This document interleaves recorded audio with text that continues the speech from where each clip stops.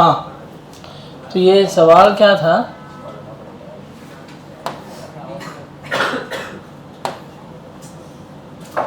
The tangent to the curve y is equal to 3x square minus 5, y की value ये दिया है और कह रहा है कि 2,3 पर, मतलब ये x कोऑर्डिनेट हुआ और दूसरा वाला y कोऑर्डिनेट हुआ, जहां x, y 2,7 है, सॉरी, वहां पे टेंजेंट जो है वो कितना थीटा स्लोप बनाया है, थीटा का। अच्छा, याद करो हमने उस पढ़ा हुआ था ग्राफ में कि स्लोप ऑफ टेंजेंट को अपन क्या लिखते हैं, tan थीटा ना, और ये तुम्हें खाली y और x दिया है, मतलब ये x हुआ, ये y हुआ, कोई भी कर्व कैसा भी हो यही कुछ कर्व होगा। अब इसके हिसाब से प्रॉपर कर्व बनाना पड़ेगा, जो मैं नहीं बना रहा हूँ, कोई ऐसा ही कर्व होगा, मैंने ऐसा मान लिया, ये पॉइंट इसका टेंजेंट है, मान लो कौन सा पॉइंट है ये, टेंजेंट, और इस पॉइंट का कोऑर्डिनेट क्या है 2, तो इस पॉइंट पे जो टेंजेंट बनेगा उसका स्लोप तो यही थीटा होगा, और इस tan थीटा की वैल्यू क्या लिखी जाएगी, स्लोप ऑफ टेंजेंट को इंस्टेंटेनियस वैल्यू बोलते थे ना, dy by D x, graph में लिखवाया था, मतलब dy by D x is equal to tan theta, dy by D x इसके बराबर होगा, tan थीटा के बराबर होगा। अच्छा, अब आप ये बताइए, यहाँ अगर ये y की वैल्यू दी है तो क्या tan थीटा को मैं लिखूंगा d by D x of 3x square minus 5, जो y की वैल्यू है, लिख सकता हूं। तो यहां से tan थीटा क्या आएगा, 6x आएगा, और पूछा कि इस पॉइंट पे है x की वैल्यू 2 है ना, y तो आया ही नहीं, तो tan थीटा की वैल्यू कितनी आ जाएगी, यही आंसर है, कोई ऑप्शन? हाँ, टिक नहीं हो सकता, डी ऑप्शन। समझ आया? कौन सा नंबर था, 73।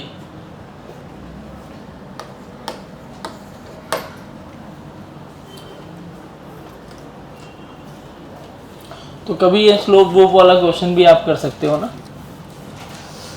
थोड़ा एसी कम किया जाए क्या, ज़्यादा तो नहीं है एसी, मुझे लग रही है बहुत ज़्यादा, मतलब एसी का टेम्परेचर बढ़ाया जाए, कम करने का मतलब ठंडी कम करी जाए, ठंडा बहुत हो गया ना, अबे सीधा हवा यहाँ आ रही है,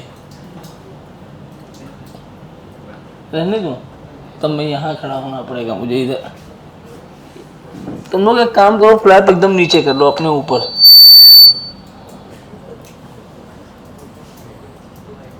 आयुष आया है, सब ठीक है ना? अब तुम ऐसे सीधा बैठो ना, फिर पूछ लूंगा मैं। तुम लोगों को ऐसे अलग अलग बैठाया गया क्या, अपने आप बैठ गए?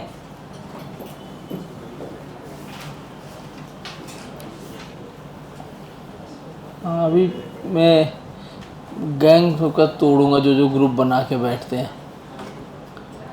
कितने ग्रुप है यहाँ पे, एक ही ग्रुप है वही, अब वो भी अलग अलग अपने आप बैठ गए, तुम दोनों साथ में बैठे हो बस।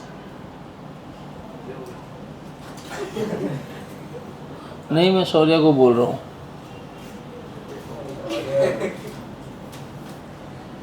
चलो लिख चुके हैं, 73 के बाद 74,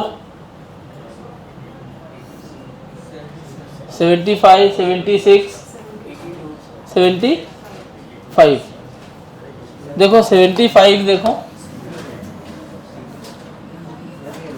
75 में बेटा कुछ नहीं है ना, d by D x of E raise to X sine X है ना, यूवी रूल लगा दो, क्या होता है sine X d by D x of E raise to x plus E raise to X d by D x of sine X, तो ये क्या हो जाएगा sine X E raise to x का differentiation E raise to X cos X, तो यहाँ से E raise to x common आ जाएगा, sine x plus cos x, B. वो लिखा है ना फॉर्मूला में, देखो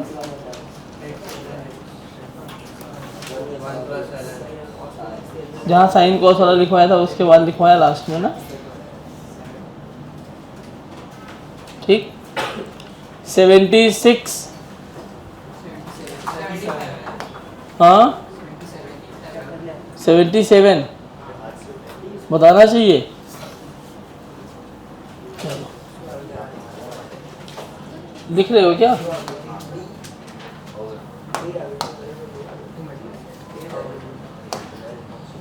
देखो 77 है d by D x of e raise to x plus 6 raise to x.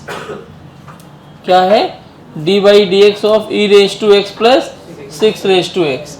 क्या मैं इसको ऐसे लिखूंगा d by D x of e raise to x plus d by D x of 6 raise to x. e raise to x का differentiation क्या होता है? 6 raise to x क्या होगा? हाँ 6 रेज टू एक्स log 7। कहाँ से आया ये? तो पूछा क्यों? हाँ तो वो मैंने तुम्हें फार्मूला बताया नहीं है और तुम्हें आंसर भी आ गया कट से। तो क्या है ना, ये a रेज टू एक्स का फार्मूला होता है। a रेज टू एक्स का फार्मूला ये कहता है कि a रेज टू एक्स होता है a log a base e। क्या होता है formula? a log a base e। तो a log a base e देखो यहाँ पे कौन सा आएगा? a raise to x log a base 2 होता है, मतलब ऑप्शन नंबर डी होगा ना, ठीक है। तो ऑप्शन नंबर डी है, फार्मूला लिख लो। हालांकि इसकी जरूरत नहीं पड़ती यार, ये यहाँ पे दे दिया है। ये एक्चुअली बहुत स्टैंडर्ड बुक है इसलिए इसमें यहाँ मिल गया, नहीं तो ये जल्दी होता नहीं है। मतलब ये तुम्हें अभी नहीं मिलेगा, मैथ्स में आएगा, फिजिक्स में नहीं यूज होता।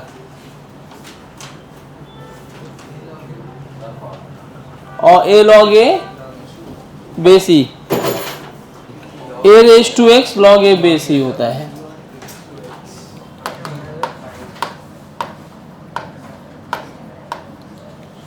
मतलब ln a, ये एक फार्मूला उसमें और ऐड कर लो। तो इस फार्मूले से करोगे तो ये e रेज टू एक्स बना और ये क्या बनेगा? a raise to x log a base e।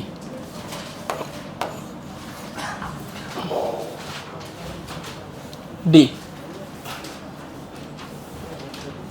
इसलिए क्वेश्चन करना चाहिए कि कुछ भूली बिसरी चीजें कभी कभी काम आ जाती हैं। 78, 79,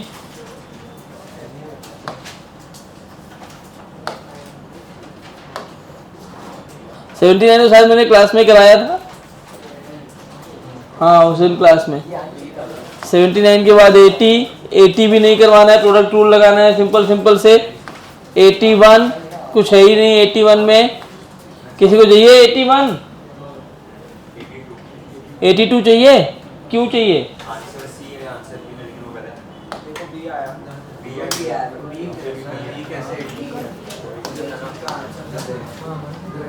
82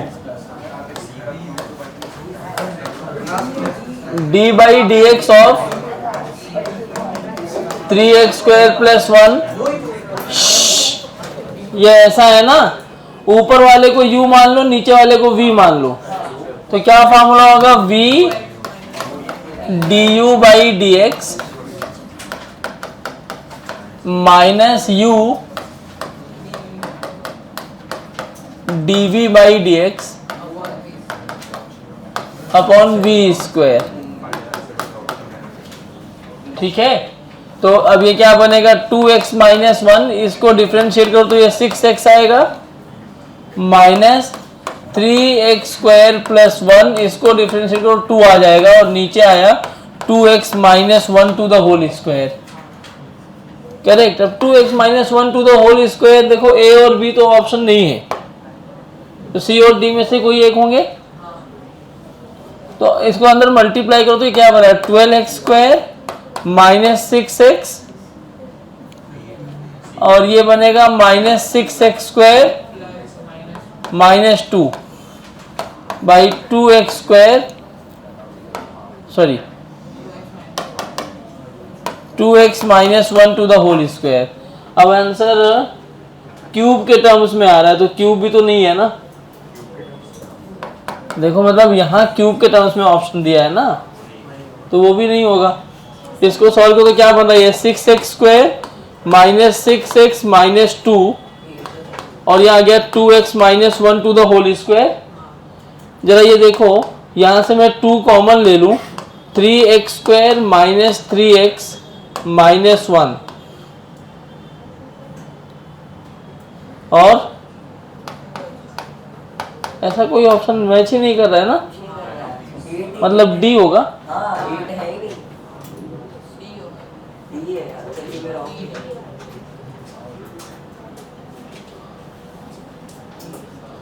उनको 8 कहाँ से आ सकता है, 8x तो आ ही नहीं सकता।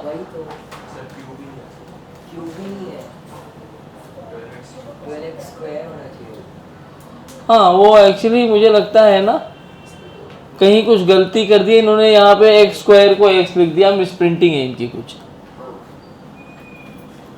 क्योंकि जब ये x स्क्वायर हो जाएगा ना, यहाँ पर 2x स्क्वायर माइनस 1 रहा होता तो ये 4x बन जाता, और उस टाइम पे तुम्हारा 8 आने के चांसेस बनते, तब तुम्हें ये वाला आंसर कहीं ना कहीं क्यूब वाला मैच करता हुआ दिखता, लेकिन अभी नहीं। डबल डिफरेंशिएशन कुछ होता नहीं है यार। डबल मतलब क्या होता है, चलो लिख लो नोट्स में, तुम एक कॉन्सेप्ट है, कॉन्सेप्ट भी लिख लो।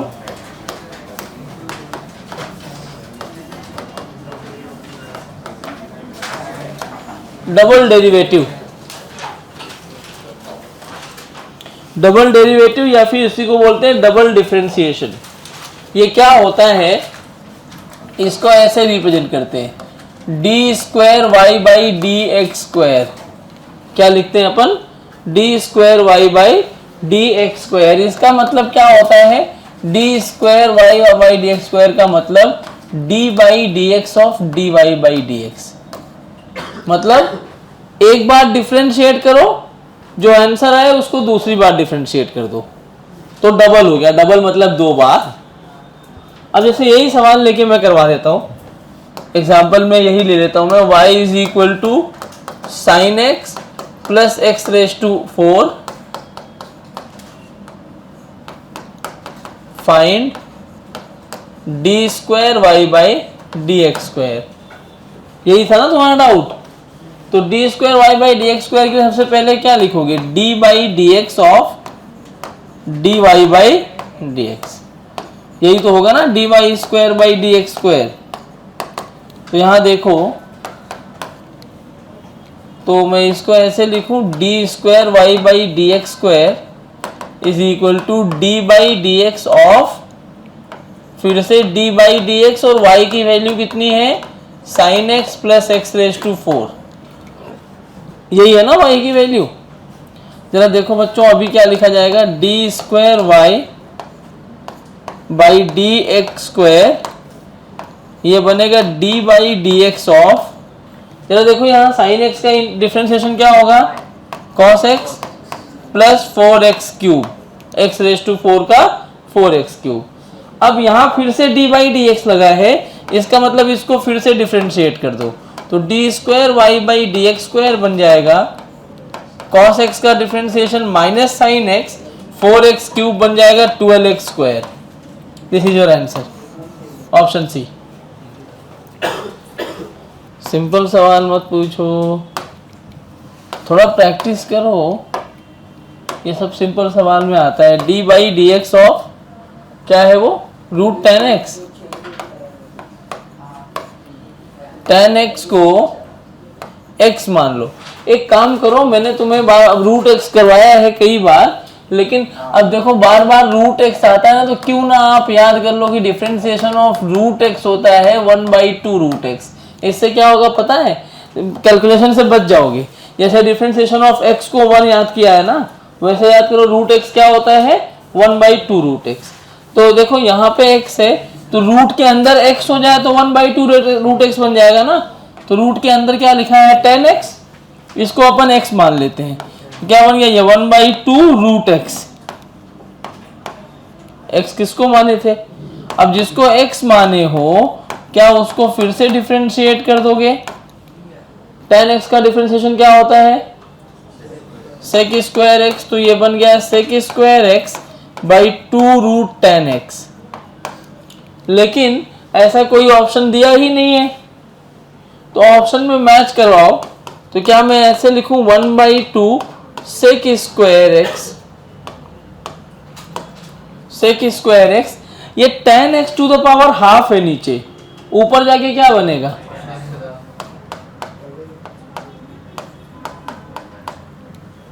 tan x to the power minus half. समझा? 88, 89,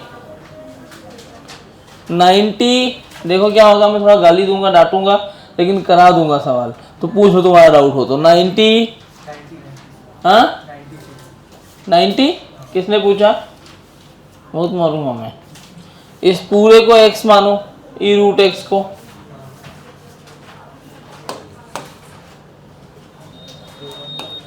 डिफरेंशिएशन ऑफ क्या है? e root 2x। अच्छा मैक्सिमम कर पा रहे हो ना सवाल तुम? 2-4 ही डाउट आएगा, तो डाउट तो आना भी चाहिए। देख तेरे पास क्या फार्मूला है बेटा, किसके लिए फार्मूला है?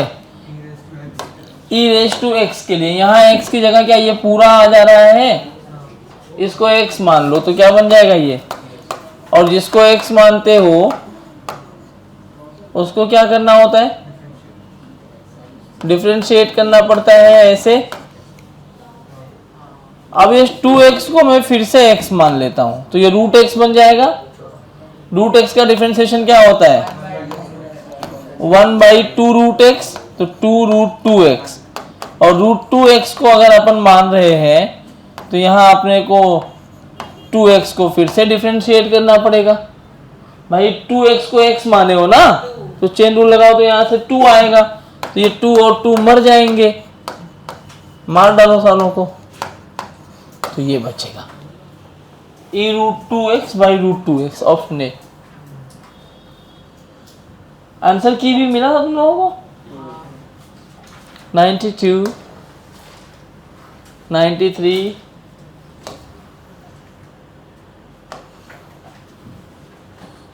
93 तो शायद मैंने कराया था, क्या नहीं कराया था? वो ऐसा कोई एक कराया था। 94, 94 ना, देख के ही डर गए तुम लोग, पता नहीं क्या दे दिया है। सिंपल है, हाँ देखो 94 को ऐसे करते अपन, एक्स वाई की वैल्यू क्या दिया है? C square, D Y by D X पूछा है। D Y by D X में आपको यहाँ पे फार्मूला आना चाहिए, y should be a function of x। y किसका फंक्शन होना चाहिए? तो y को x के टर्म में लाओ, तो क्या y बन जाएगा सी स्क्वायर बाई एक्स। तो d Y by D x अगर अपन लिखेंगे,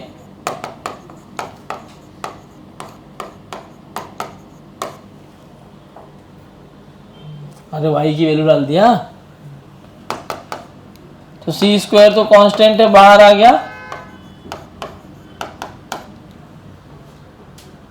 वन अपॉन एक्स को x रेस टू -1 लिख दिया, तो d Y by D x c square, और ये बन जाएगा -1 एक्स रेस टू दिस -2। मतलब कैसा आंसर दिया इसमें, कहाँ गया, कौन सा 94 ना, y बाई एक्स के टर्म में दिया है, तो d Y by D x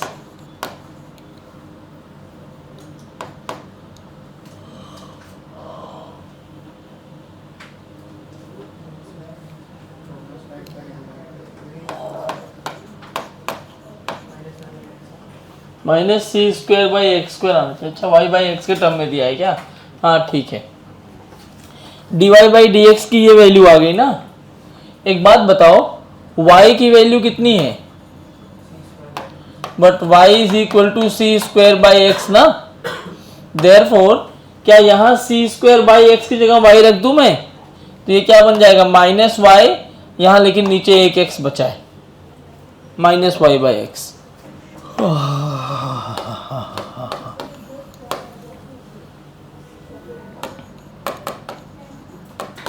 x की ये वैल्यू है, y की ये वैल्यू है। x किसका फंक्शन दिया है? t का। तो x को डिफरेंशिएट कर सकते हो t के रेस्पेक्ट में। तो dx बाई dt क्या आ जाएगा? 2at। at स्क्वायर का डिफरेंशिएशन क्या होगा? 2at। और यहाँ से dy बाई dt लिखोगे क्या आ जाएगा? 2a। तुमसे dy बाई dx पूछा है, तो बेटा अगर मैं 2/1 कर दूं तो dy by dt upon dx upon dt कर दो। dt dt कैंसिल हो गया, 2a अपॉन 2at, ये भी मर गए, बचा क्या? dy by dx is equal to 1/t। Correct? तुम लोग तो 1 घंटा खा गए डाउट डिस्कशन में। मुझे लगा था आज इंटीग्रेशन पढ़ाऊंगा मैं, लेकिन अभी 1 घंटा है ना, कोई बात नहीं। अच्छी बात ये है तुमने डाउट पूछा। इंटीग्रेशन पढ़ेंगे, इंटीग्रेशन पढ़ के आज खत्म कर देंगे। जितना काम का है पूरा पढ़ के खत्म कर लेंगे, कुछ क्वेश्चंस भी कर लेंगे। इंटीग्रेशन बहुत फास्ट है, तो पूरा नहीं, एक लेक्चर तुम्हें आने के बाद और दूंगा जिसमें डिस्कशन कर लेंगे तुम्हारे शीट का, इतना उसमें उतने क्वेश्चंस करेंगे बस। इंटीग्रेशन में ज़्यादा बकबक नहीं करेंगे। सबसे ज़्यादा इंपॉर्टेंट डिफरेंशिएशन है, इंटीग्रेशन बहुत आसान आएगा। 96 क्या है? d by D x of sine cube x, यही है ना? देखो इसको बेटा हम लोग ऐसे लिख सकते हैं क्या? साइन एक्स का होल क्यूब माइनस ऑफ 3 तो बाहर आ जाएगा, कांस्टेंट है, sec x to the whole square. अब होल क्यूब के लिए कौन सा फॉर्मूला होता है? x रेज टू n, तो दोनों को x x मान लिया, तो ये क्या बन जाएगा? 3 साइन स्क्वायर x। ठीक है क्या? x रेज टू n क्या होता है? nx raise to n minus 1, n की वैल्यू 3, x की जगह sine x to the whole square मतलब साइन x, मल्टीप्लाइड बाय जिसको x माने थे उसको फिर से डिफरेंशिएट कर दिया। ये एक पार्ट हुआ। दूसरे पार्ट में 3 बाहर है, सेक x को x माना है, तो ये बन जाएगा 2 sec x multiplied by sec x। एक लाइन और अगर सॉल्व कर लिया जाए इसी को, so 3 sine square x cos x minus 3 2 sec x, और ये होगा sec x into tan x. Correct? पूछा कब है? x की कितनी वैल्यू दिया है? π/3। π/3 रखो, सो π/3 का मतलब 60 डिग्री, तो 3 sine square 60 degree cos 60 minus 3 2, ये सेक स्क्वायर हो गया ना, sec square 60 degree into tan 60 degree.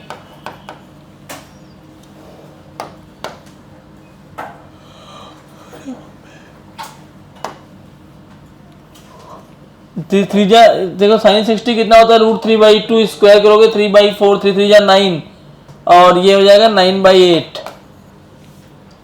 अरे सॉल्व तो कर ही लोगे ना। माइनस 3 2 660 की वैल्यू कितनी होती है? 2 2 2 जा 4, और ये हो जाएगा √3, तो 9/8 माइनस 8 3 जा 24 √3। अब इसी को सॉल्व कर लो, तो 24 8 जा कितना होगा? 24 4 जा 96 96 कितना हो जाएगा? 96 2 जा, हाँ 180 और 12 192 192, तो 9 माइनस 192 √3/8। कोई ऑप्शन है? हाँ तो वही होगा तब। अरे समझा क्या बच्चों? समझा? 97 y is equal to sine 2x square है, dy बाई डी एक्स, ये नहीं बता रहा हूँ। 2x स्क्वायर को पहले x मानना है तो cos 2x स्क्वायर बन जाएगा, और 4x cos 2x square, option A. 98 minimum value पूछा है, अभी ये आप नहीं पढ़े हो तो सॉरी, मेरी गलती, मैंने दे दिया। फिलहाल जानते हो रहो मिनिमम और मैक्सिमम, जब भी ऐसे वाई एक्स का फंक्शन दिया हो और मिनिमम और मैक्सिमम पूछे ना, तो क्या करना होता है, D Y by D x करो और उसको जीरो से इक्वेट कर दो। क्या करना है, D Y by D x is equal to zero, नहीं, मिनिमम और मैक्सिमम के लिए d Y by D x को जीरो करते हैं, उसके बाद एक्स की एक वैल्यू मिलती है, फिर वो चेक करते हो कि इस वैल्यू पर मैक्सिमा होगा कि मिनिमा होगा, वो बात की बात है, वो हम कराएंगे आगे हम लोग। तो 98 अभी आप नहीं कर सकते। 99 अभी ऐसा ही है, 96 जैसा ही है, हाँ 96 आके जैसा 99 है, आप करो अभी ट्राई। नए जिनको जिनको नहीं आया 96 जैसा 99 है, आप ट्राई करना।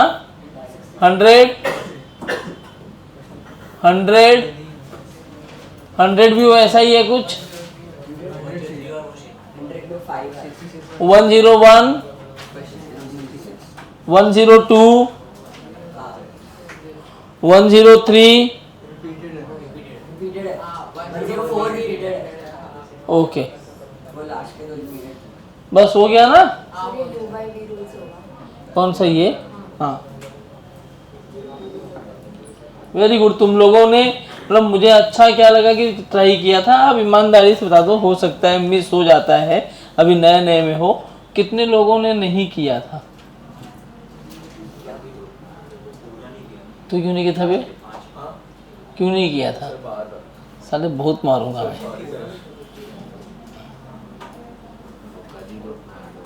अच्छा हाँ, तुम ग्रुप में ही नहीं थे।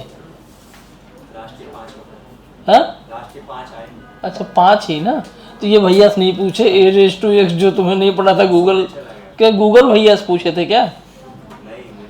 बड़े भाई से। पक्का? गूगल भी बड़ा भाई है आजकल, अच्छी बात है। क्या कर रहा है वो, इंजीनियरिंग क्या? हो गया उसका, इधर से पढ़ा है। इधर से? क्या नाम है? प्रणय जालान, हाँ 6 साल पुराना। तुम, अरे मैं जानता हूँ प्रणय को, तुम प्रणय के भाई हो? उसको बोलो मेरे बारे में बताओ कि जानता है मुझे वो। हाँ अजिंक्य वाली बैच में था ना वो, अजिंक्य पवार, प्रणय जलान, हाँ हेत मोदी, मुझे पता है ना। 2021 में शायद उसका इंजीनियरिंग फाइनल ईयर अभी हुआ होगा, हाँ 25 में, उसको मैंने पढ़ाया है। उसका मैथ्स तो बहुत अच्छा है,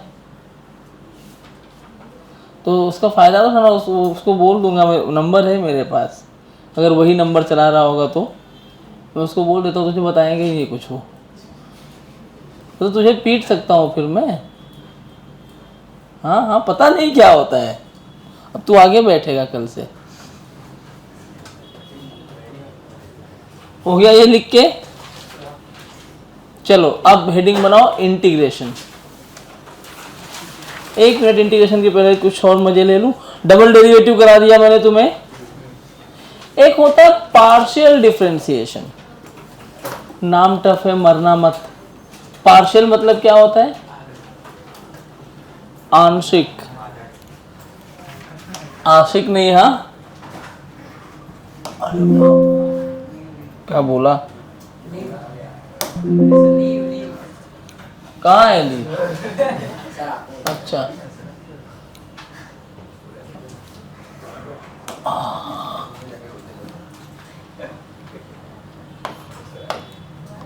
चलो, पार्शियल का मतलब होता है बच्चों आंशिक। हाँ आशिक नहीं बोल देना तुम लोग, तुम्हारा कोई भरोसा नहीं है। पार्शियल में क्या होता है, जैसे मान लो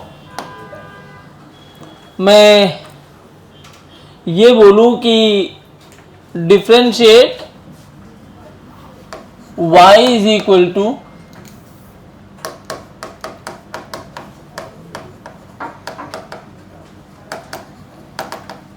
to x square plus 3x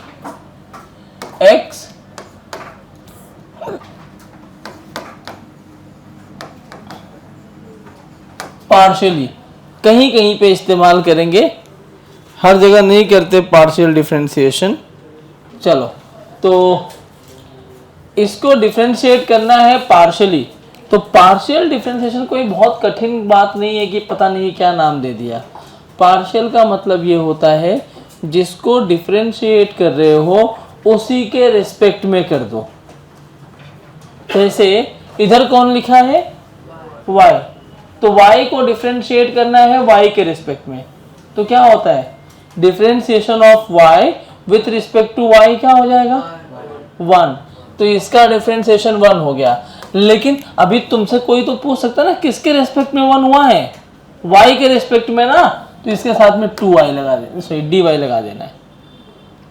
मैंने पार्शियल में क्या किया, मेरे दिमाग में बैक ऑफ द माइंड ये चला कि इसकी वैल्यू 1 होती है, लिख दिया। लेकिन अगर मैं लिख के छोड़ दूं तो तुम्हें कैसे पता लगेगा किसके रेस्पेक्ट में किया, तो किसके रेस्पेक्ट में किया था मैंने, तो यहां लिख दिया। ऐसे ही अब ये 2x स्क्वायर है, 2x स्क्वायर को x के रेस्पेक्ट में डिफरेंशिएट कर सकते हैं, करोगे तो क्या आएगा, ये 4x क्या आएगा डिफरेंशिएशन, तो मैं यहां लिख दूंगा 4x, लेकिन किसके रेस्पेक्ट में किया, ठीक है, कोई दिक्कत किसी को। ऐसे ही अब 3x है तो ये 3 आएगा, तो ये क्या बन जाएगा dy इज इक्वल टू, या मैं इसी को बोल सकता हूं dy by dx is equal to 4x plus 3। कुछ घुस रहा है, बोलो पक्का, तो यही होता है पार्शियल डिफरेंशिएशन। नोट कर लो फिर आगे चलते हैं। हो गया, अब आते हैं रियल टॉपिक, इंटीग्रेशन।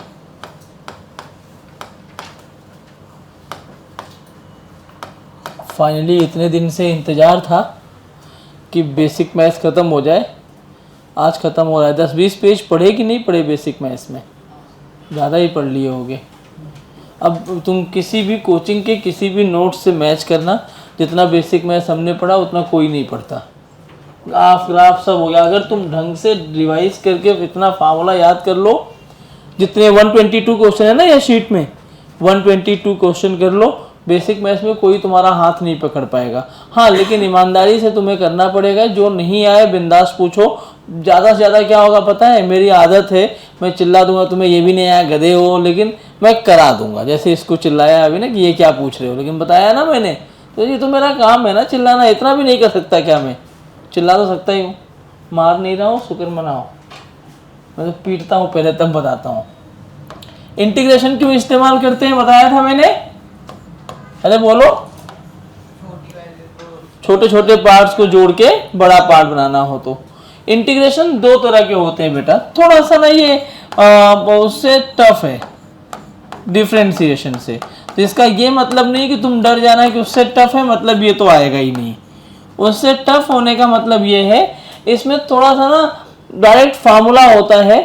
अगर फार्मूले पर चीजें नहीं हो पा रही है तो तुम्हें पहले उसको तोड़ मड़ोड़ कर वो उस फॉर्मेट में लेके आना पड़ता है, तो उस फॉर्मेट में लाना बहुत टफ काम होता है, इसलिए थोड़ा सा डिफिकल्ट होता है। कैसे आएगा मैं क्वेश्चंस के थ्रू एक एक करके ट्राई करके तुम्हें बताता रहूंगा। पहले बेसिक्स देखते हैं।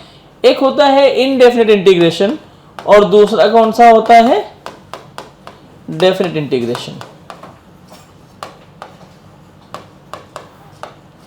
अभी कल भी मेरा लेक्चर है ना, कल भी मेरा लेक्चर है ना, हाँ, तो कल ख़त्म हो जाएगा ये टॉपिक। आज बहुत जल्दीबाजी में, अच्छा मुझे लगा कि वेकेशन के पहले आज ही का लेक्चर लास्ट है, तो कल है तो कुछ आराम से करते हैं।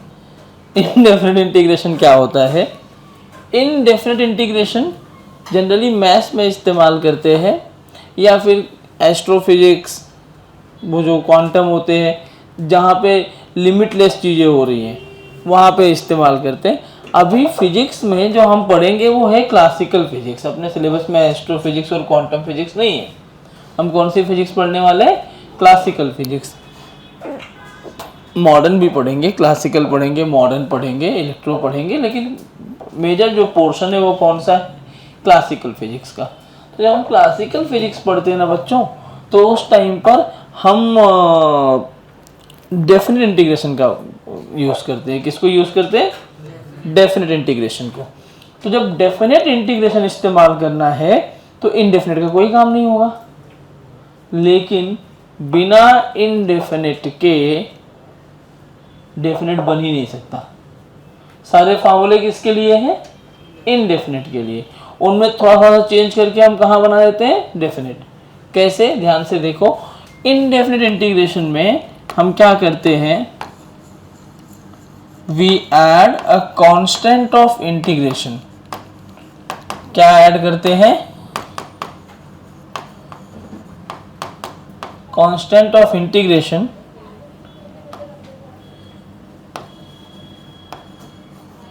along with the answer। और जब ये डिफरेंट इंटीग्रेशन हो जाता है तो यहाँ क्या करते हैं हम लोग? We substitute the limits. यही डिफरेंस है, इसमें लिमिट होता नहीं है, कांस्टेंट ऑफ इंटीग्रेशन जोड़ते हैं और वहां पे क्या करते हैं हम लोग? लिमिट्स ऐड करते हैं। अब पहले फार्मूला देखो, ध्यान से समझना, तुम्हें याद करने की बहुत जरूरत नहीं पड़ेगी। अगर तुम ढंग से मेरे साथ देख लोगे चीजों को तो याद बहुत कम करना होगा। इसको रिप्रेजेंट करने के लिए ऐसे एक सांप बना देते हैं। इस तरह का एक सांप होता है, इसको इंटीग्रेशन पढ़ते हैं। क्या पढ़ते हैं? यहाँ dx लिख देते हैं। क्या है ये? कैसे पढ़ेंगे इसको? Integration of dx। क्या पढ़ेंगे? एक्चुअली ये डिफरेंशिएशन का उल्टा होता है। कैसे समझना? dx से यहाँ कुछ नहीं लिखा तो क्या मैं 1 मान लूं? हाँ ना। Differentiation of x with respect to x कितना होता है? 1 होता है। तो 1 का इंटीग्रेशन क्या होगा? x। 1 is the differentiation of x, that is why x will be the integration of 1। तो ये वाली वैल्यू 1, लेकिन यहाँ पे कुछ लिखा नहीं है तो यहाँ पे c जोड़ दो। क्या जोड़ दो? What is c? शौर्य, क्या होता है c? अरे बोलो, तो बोल भी रहा है, यहाँ लिखा भी है। तुम कुछ और सोच रहे थे क्या? नशे में ही बैठे हो, इसका मतलब तो यही है, समझ ही नहीं रहा है। वो फूकने वाली मशीन लाऊं? तो इंटीग्रेशन ऑफ dx कितना होता है? x। इंटीग्रेशन ऑफ 5dx कितना होता है? 5x। 10dx क्या होगा? समझ में आ रहा है ना? दूसरा जो फॉर्मूला होता है वो होता है x raise to n dx। ये होगा, और इसमें भी क्या जोड़ देंगे? c।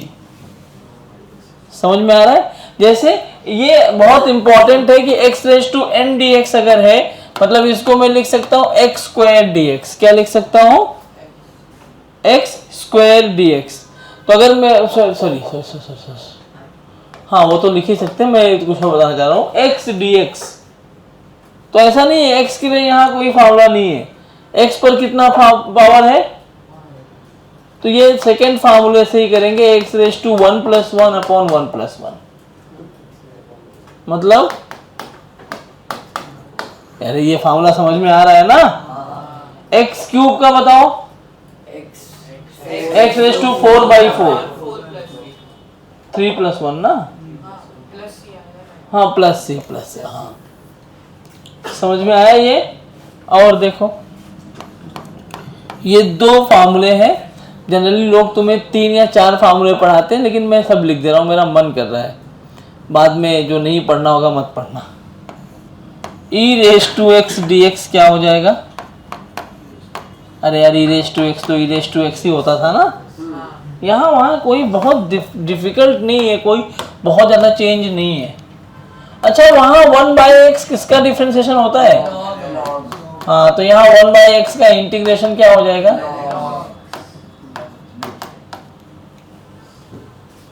ठीक है ना? अच्छा, a raise to x log x base e किसका होता था? अभी आज ही पढ़ाया मैंने a रेस टू x का, तो वही यहां पर भी होगा, लेकिन इतना लंबा चौड़ा नहीं करेंगे। पांचवा, डिफरेंशिएशन ऑफ साइन x, बोलो। Very good. Differentiation of cos x,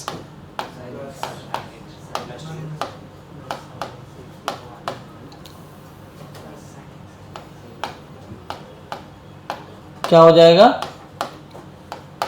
plus sign x। Differentiation of tan x, कुछ नहीं होता, डायरेक्ट नहीं कर सकते, यही इसीलिए इंटीग्रेशन टफ होता है। tan x का इंटीग्रेशन नहीं होता, tan x को इंटीग्रेट करने के लिए तुम्हें sin x और cos x में कन्वर्ट करना पड़ेगा, इसलिए ये टफ हो जाएगा। क्यों नहीं होगा पता है? क्योंकि tan x किसी का डिफरेंशिएशन नहीं था, sin का cos था, cos का sin था, वही माइनस साइन, tan का sec स्क्वायर x था ना, लेकिन tan किसी का भी डिफरेंशिएशन नहीं होता है, इसलिए tan के लिए डायरेक्ट कोई फार्मूला नहीं है। हाँ, तुम sec स्क्वायर x के लिए लिख सकते हो, क्या हो जाएगा? tan x। हाँ, तुम इसके लिए फार्मूला लिख सकते, अरे यार टूट न जाए, इसके लिए लिख सकते हो sec x tan x, क्या होगा? तुम इसके लिए अब लिख सकते हो फार्मूला cosec स्क्वायर x,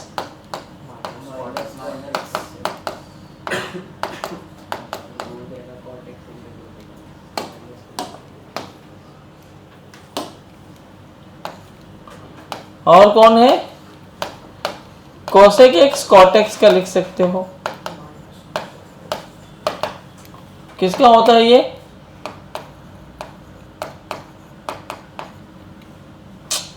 जितना जगह मिल रहा है मैं उतना ही पागल होता जा रहा हूं।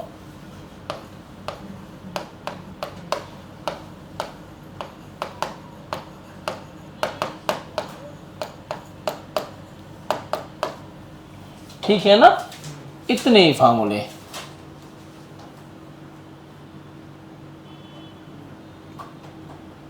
इनडेफिनेट यही होता है। अब डायरेक्ट फार्मूले पे क्वेश्चन आते हैं, तो e raise to x dx मैं इसे पूछ लेगा 1/x dx। अच्छा, इसको लिखिए और 3-4 सवाल मैं लिख रहा हूं,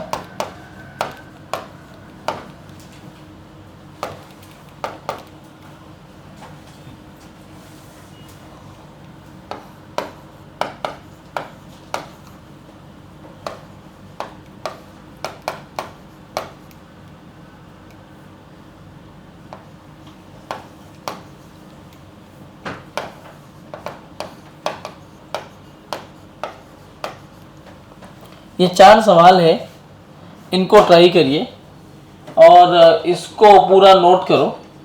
मैं 5-7 मिनट में आ जाता हूँ। हाँ बच्चों, लिख लिया? हो गया लिख के? ये सवाल आए, पहले का आंसर बोलो।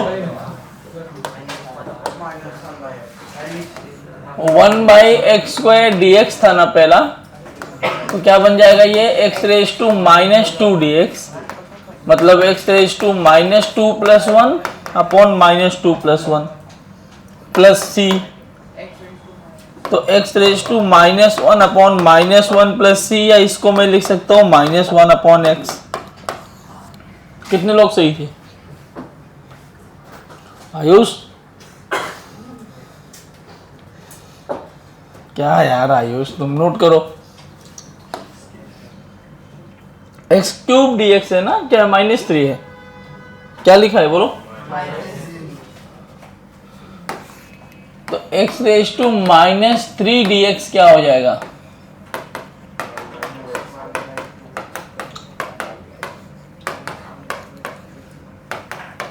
बराबर। और क्या है? 1/x⁴ 5x⁴। तो 1/x⁴ dx क्या बनेगा, -x⁻⁻4 dx या फिर x⁻³ मतलब -1/3x³ प्लस c। सही हो ना? किधर?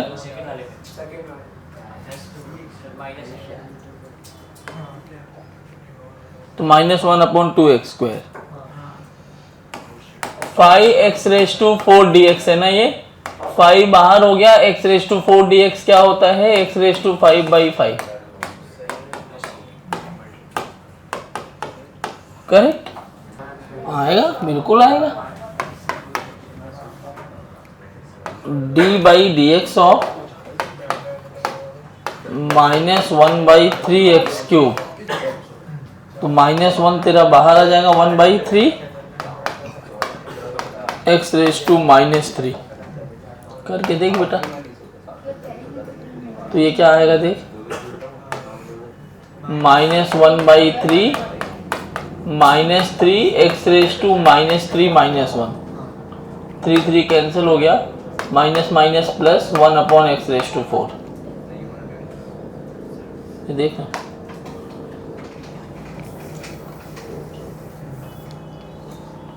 चले आगे। आयुष लिख लिए। देखो डेफिनेट इंटीग्रेशन में क्या होता है, कुछ होता है बहुत टफ नहीं है, जो अभी किया वही है, ध्यान से देखो। डेफिनेट इंटीग्रेशन में हम इसको सॉल्व करने के लिए 2 स्टेप यूज करते हैं। स्टेप 1, अब जैसे मैं एक क्वेश्चन ही लेके करता हूं तो आपको समझ में आएगा। मान लो मेरा क्वेश्चन है x² dx। अब अगर ये डेफिनेट इंटीग्रेशन होगा तो यहां और यहां एक वैल्यू डाल देते हैं। क्या डाल देते हैं हम लोग, वैल्यू। ये जो नीचे है ना, इसको हम बोलते हैं लोअर लिमिट। मतलब x² dx को जब इंटीग्रेट करोगे तो उसकी वैल्यू लोअर लिमिट से कम नहीं होनी चाहिए। x can not be less than 2 और can not be greater than 3। 3 को क्या बोलते हैं, अपर लिमिट। मतलब x की जो वैल्यू होगी 2 और 3 के बीच में आनी चाहिए। कैसे सॉल्व करते हैं, तो इसको सॉल्व करने के लिए 2 स्टेप मैं यही लिखता हूं ऐसे। स्टेप 1 में क्या होता है, इंटीग्रेट विदाउट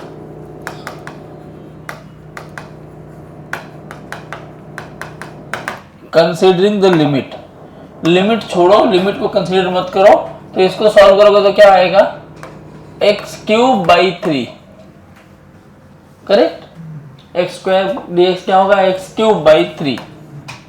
इस पे जो लिमिट था वो ऐसे लिखा रहने दो। पहले स्टेप में खाली इंटीग्रेट करना है।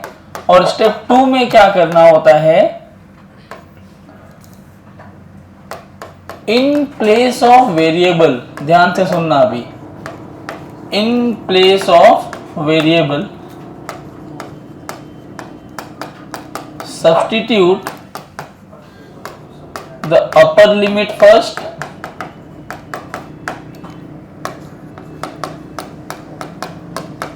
then lower limit and finally subtract them।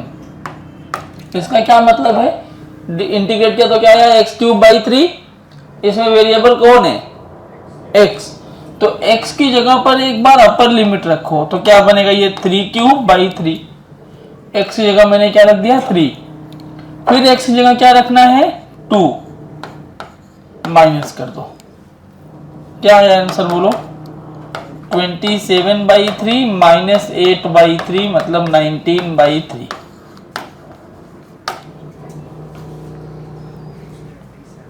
कुछ समझ आया, टफ है क्या, वही फॉर्मूले हैं, बस उनको अप्लाई करना है। अभी इसमें 2 और चीजें बचेंगी जो आज नहीं कराऊंगा मैं, मेथड ऑफ सब्स्टिट्यूशन और वो थोड़ा रीअरेंज करके, बस जो कल के लेक्चर में होगा। अब जैसे एक सवाल मैंने ये पूछा, x raise to -2 dx limit is from -1 से +1। जरा ट्राई करो इसको नोट करके।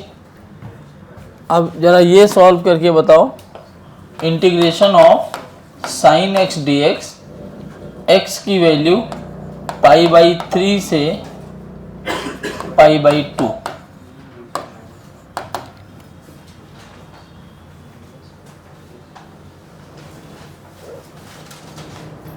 जब तक ये देखो जिनको नहीं आया, इसको क्या लिखेंगे, सबसे पहले स्टेप में x raise to -2 + 1 upon -2 + 1। Limit मैंने कुछ किया ही नहीं, अभी ऐसे रख दिया। अब मैं लिमिट लगाऊंगा। लिमिट लगाने के पहले इसको एक लाइन ऐसे लिख सकता हूं मैं, -1/x लिमिट -1 से +1, या x की जगह एक बार अपर लिमिट रखोगे तो ये -1/1 और लोअर लिमिट रखोगे तो -1/-1। तो ये माइनस माइनस प्लस, तो -1 -2।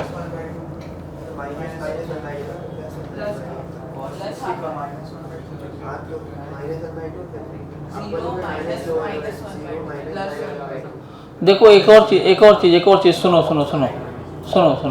एक तो ये तरीका है इसको सॉल्व करने का। दूसरा, जब बड़े सवाल आएंगे ना तो इसमें कैसे करते हैं, इन जनरल क्या करते हैं, सुनो, substitute upper limit then lower limit ना, तो इसमें ये माइनस साइन आ रहा है।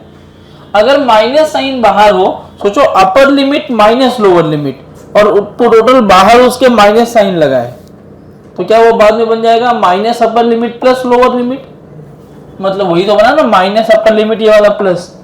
तो जब भी नेगेटिव आ जाए तो मैं क्या कर सकता हूं, मैं लोअर लिमिट पहले रख के फिर अपर लिमिट करूं तो भी वही आंसर आए। ऐसा ही था तो -1/-1 देखो ये भी आपको -2 ही दे रहा है, लेकिन यहां मैंने क्या किया, lower limit minus upper limit. अगर जब लिमिट रखने के पहले नेगेटिव साइन आ जाए तो क्या करना चाहिए, lower limit minus upper limit, क्या कर देना चाहिए, कर वही रहे हो लेकिन कैलकुलेशन को आसान करने के लिए। जैसे वो कहाँ काम आएगा, इस क्वेश्चन में sin x dx। sin x का इंटीग्रेशन क्या होता है, -cos x लिमिट π/3 से π/2।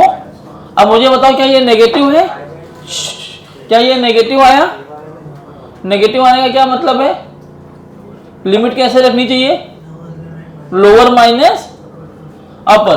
तो लोअर माइनस अपर लिमिट रखोगे तो क्या ये बन जाएगा cos π/3 माइनस cos π/2।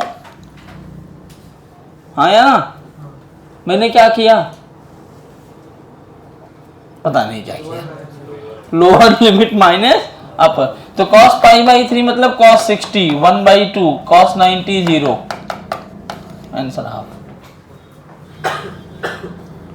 समझ आया क्या, सबको समझा, कोई दिक्कत किसी को, नोट करो। अगर लिमिट्स माइनस में तो फिर भी करना है, कुछ भी कर सकते हो, लिमिट्स कैसा, लिमिट्स नहीं देखना होता, ये जिस पे लिमिट लगा रहे हो इस वैल्यू को देखना है। अगर ये नेगेटिव है तभी लोअर माइनस अपर कर सकते हो, अगर ये पॉजिटिव है तो लिमिट्स कुछ भी हो अपर माइनस लोअर ही करेंगे।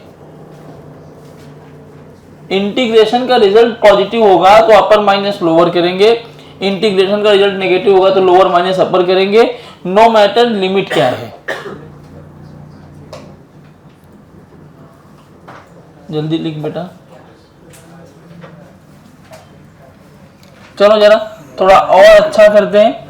आप ये जरा मुझे सॉल्व करके दिखाओ।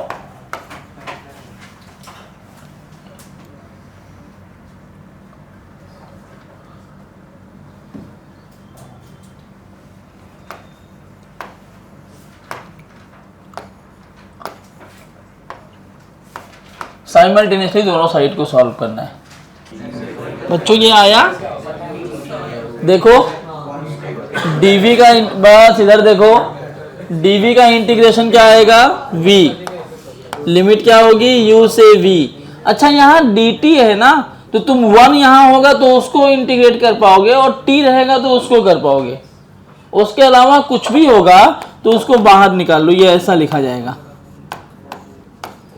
ठीक है, अब लिमिट यहां रखोगे तो upper limit minus lower limit और dt का इंटीग्रेशन t, देखो फार्मूले पर ही है ना, तो v माइनस यू क्या बन जाएगा, a t minus 0, again upper minus lower limit, या ये बनेगा v minus u is equal to a t, minus u को उधर ले जाओ तो u प्लस ए टी, यही तो तुम्हारा फर्स्ट इक्वेशन ऑफ मोशन होता है। तो तू किसी से लेके लिख ले ये सवाल। Integral of ds is equal to integral of u dt plus a t d T.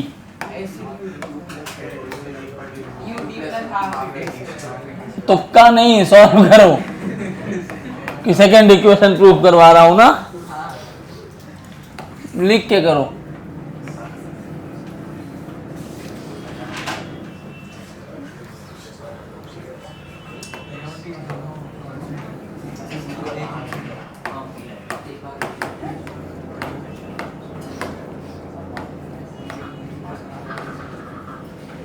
अरे कौन गधा है ये, योगेश गधा है? किसने बोला ये बात? योगेश खुद बोल रहा है क्या? अब 3 तुम 330 तक करो, 340 तक करो। ये वाला देखो तो ds का इंटीग्रेशन s, लिमिट 0 से s, यहाँ u बाहर आएगा तो इंटीग्रल ऑफ dt लिमिट 0 से t, यहाँ a बाहर आया integral of t dt limit 0 से लेके t, तो ds लिखो तो क्या आएगा s माइनस 0, ये u dt का इंटीग्रेशन आया t,